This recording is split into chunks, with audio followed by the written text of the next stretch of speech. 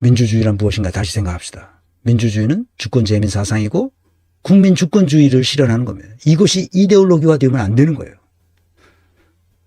그래서 이것은 19세기의 게티즈버그 연설에서 아브라함 링컨이 말한 바로 그겁니다. Of the people, by the people, for the people. 그런 정부는 이 지구상에서 사라지지 않을 겁니다. 보세요. 민주주의 공식이 뭔가. The government of the people. 국민의 정부가 되어야 된다. 그게 무슨 말이에요? 정부의 소유권은 누구한테 있다는 거예요? 국민에게 있다는 거예요. 국민에 의한 정부는 뭐예요? 국민이 곧 정부의 운영권을 가지고 있다는 거예요. 국민을 위한 정부는 뭐예요? 정부의 존재 목적은 오로지 국민을 위해서 존재한다는 거예요. 그러면 정당은 어떻게 됩니까? 당원들의 정당이 되야죠. 정당의 소유권은 당원들에게 있다는 거예요. 당원들에 의한 정당이란 무슨 뜻이냐? 정부가 아니라 정당이면 정당의 운영권이 바로 당원들에게 있다는 겁니다. 당원들을 위한 정당, 여기도 오타 났습니다. 정부의 존재 목적이 아니라 정당의 존재 목적은 곧 당원들을 위한 것이라는 거예요. 이것을 명심해야 됩니다. 정당의 소유권, 운영권, 정당의 존재 목적도 다 당원들을 위해서 있다는 거예요. 플러스님, 민주당은 당신과 민심을 따르지 않으려면 공개 투표를 해야 한다고 생각합니다. 공개 투표를 하면 누구나 각 의원들이 어떻게 투표를 했는지를 알 수 있으므로 당원들의 의사가 잘 반영되었는지를 확인할 수 있습니다. 당연히 기명 투표를 해야 됩니다. 어느 나라나 이걸 할 때, 투표할 때 그것은 인사 문제건 뭐건 간에 기명 투표는 당연한 거예요. 국회의원이 자기 의사를 어떻게 표출했는지를 왜 가리냐고. 그렇게 표출하는 게 두려우면 왜 국회의원을 해? 민주당이 승리하려면 기본으로 돌아가 당원 중심 정당으로 해라 라고 작년 3월 달에 강의했습니다. 95강에서 했죠. 참고 여러분에게 소개하려고 해요. 기업의 주인은 과연 누구인가 하는 논쟁이 있었어요. 70년대, 80년대 이때 논쟁이 있었는데 명확합니다. 앵글로색슨 주주 자본주의라고 shareholders capitalism이라고 하죠. 그러니까 주주가 곧 주인이다. 우리나라도 이걸 따라요. 그런데 독일은 그렇지 않아요. 이해관계자 자본주의입니다. stakeholders capitalism.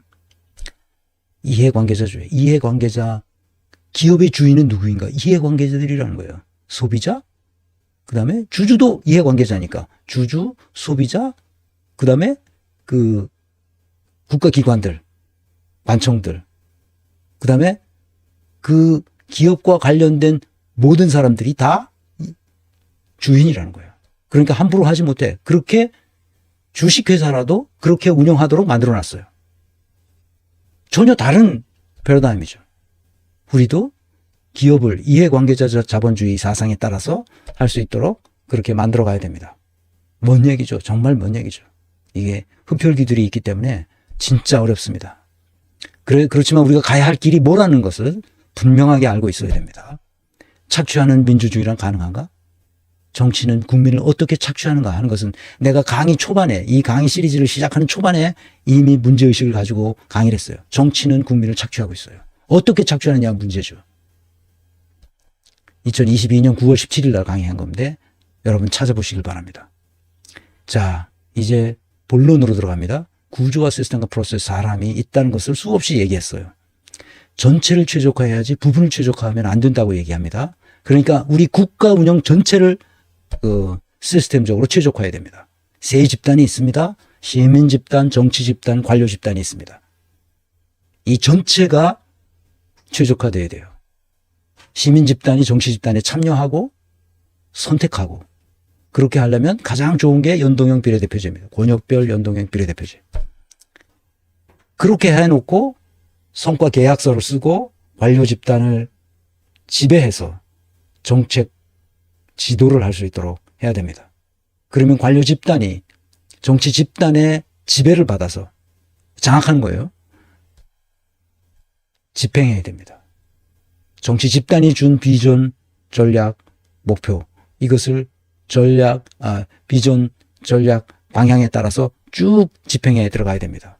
그래서 사후 관리가 있어야 되고 반드시 현장 조사, 당초 정치 집단이 자신들에게 주었던 그 목표가 잘 달성되었는지를 현장 조사를 통해서 그것을 이뤄내야 됩니다.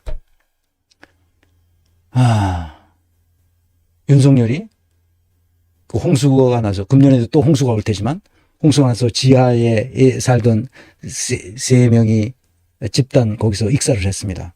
지하에 물이 넘쳐가지고 빠져나오질 못해서. 어딘가요, 거기가? 무슨 동인지 거기 가서. 거기서 그 사건을 딱 보고 나서 뭐라 그랬습니까? 이 반지하에 사는 사람들이 없도록 하겠다고 그랬는데 그 예산을 다 깎아버렸어요. 없어요.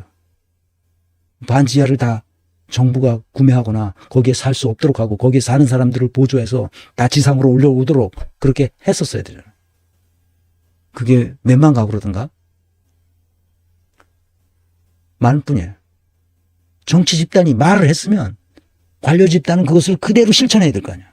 말을 하고 예산을 안 줘. 그럼 어떻게 하라는 얘기야? 이 사기꾼들이지 다. 이것을 다시 조금 더 정교하게 말하면 이렇게 됩니다. 세 집단의 선순환 모형을 그려봅시다.